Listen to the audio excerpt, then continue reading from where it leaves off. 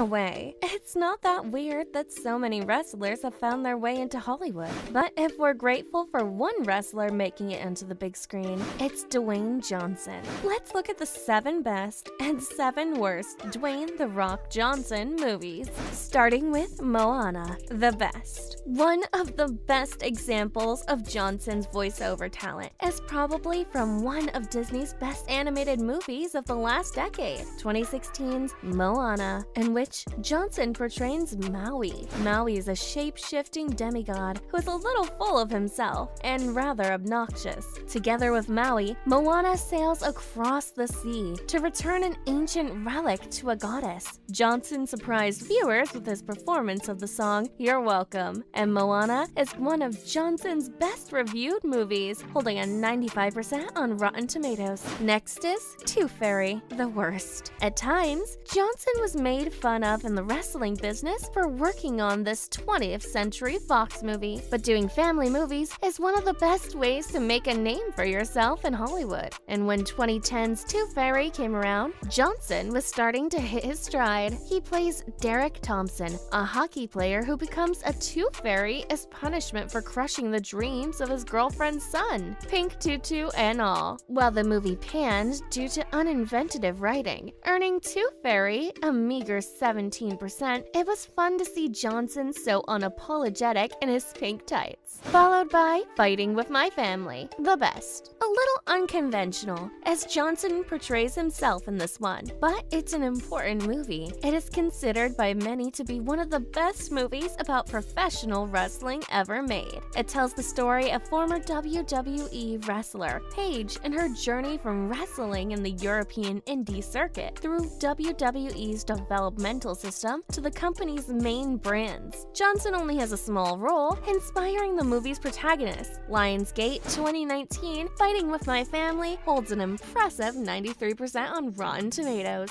Next up is Baywatch, the worst. It wasn't surprising that Paramount Pictures' Baywatch snatched one of the buffest actors, so they could parade him around shirtless almost the entire movie. 2017's Baywatch is based on the popular 90s TV series, and Johnson plays Mitch Buchanan, who leads a group of lifeguards attempting to save their beach by taking on a shady businesswoman. While the movie only reached 17% on Rotten Tomatoes, Johnson was praised for his performance, and some wondered whether it wasn't The Rock who put the whole movie together in the first place. And now, Fast 5 is the best. This Universal Pictures movie earned Johnson the nickname Franchise Viagra. The Fast and Furious franchise wasn't much to brag about. That is, until 2011, Fast 5, which included Dwayne Johnson's Luke Hobbs, a diplomatic security service agent looking to track down and arrest the main characters, Vin Diesel's Dominic Toretto and Paul Walker's Brian O'Connor, and their crew. Johnson and Diesel's obvious chemistry and the movie's high-octane action breathed new life into the franchise. It holds 78% on Rotten Tomatoes, mostly because Johnson is an undeniable badass, and the showdown with Diesel is epic. Thanks to Johnson entering the franchise, it managed to spawn a whole host of sequels and a spin-off movie, and there's even more on the way. Don't go anywhere yet, we're only just getting started. Next, Doom Jumanji, The Game Plan, DC League of Super Pets,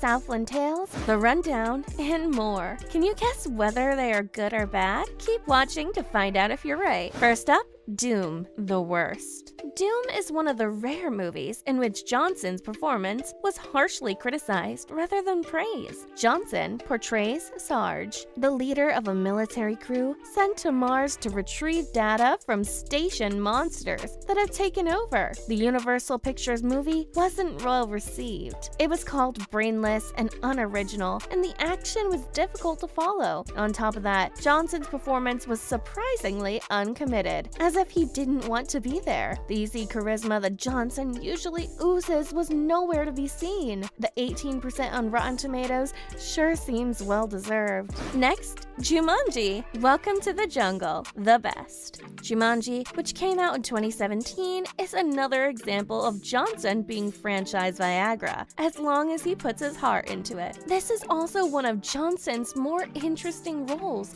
as it's the opposite of the expected tough guy he usually portrays with his character, Dr. Xander Smolder Bravestone. Johnson perfectly portrayed what it would be like to have an awkward, skinny teenager locked inside the body of a buff archaeologist. Jumanji earned itself a well-deserved 76% on Rotten Tomatoes, following The Game Plan, the worst. Before Johnson landed the role in Tooth Fairy, he had his first role in the 2007 movie The Game Plan. From Buena Vista's Pictures, Johnson portrays the role of professional quarterback Joe Kingman, who finds out he has an 8-year-old daughter right at the beginning of a playoff run. From there, the movie does everything you'd expect it to do, without any clear intentions to break the mold in writing, making it a painfully predictable, if sweet, movie. But it didn't get more than 29% on Rotten Tomatoes, while many note that it's not because of lack of charisma on Johnson's part. Next up is the DC League of Super Pets, the best. After the success of Moana, Johnson followed his excellent voiceover work up with another great performance in the DC League of Super Pets. Johnson has several roles in the 2022 Warner Brothers Pictures project, including the movie's protagonist, Crypto the Superdog, and Superman's pet Labrador, who team up with other animals to rescue other superheroes from Lex Luthor. Johnson also voiced Black Adam and his dog Anubis. Johnson and Kevin Hart offer more than enough entertainment to make the movie a success all on their own, which is why DC League of Super Pets still holds a 74% on Rotten Tomatoes. Following, Southland Tales, the worst. While not quite Johnson's worst reviewed movie, Southland Tales will certainly be considered the worst movie on this list by many. Universal Pictures tried its best, pulling together a star-studded cast that boosted the likes of Mandy Moore and Justin Timberlake. The movie also carries many ideas and social commentary that promises a lot of potentials. Still, in the end, it's all just a big mess of nonsense. And try as he might, Johnson's character, Boxer Centauros, a movie suffering from amnesia, trying to get his next film made, doesn't make it any better. Southland Tales has a 41% on Rotten Tomatoes. And now, The Rundown is the best. The Rundown gave Johnson his second role, following The Scorpion King in 2003, and is widely underrated. In this action flick, Johnson portrays Beck as a bounty hunter who retrieves people for money. Beck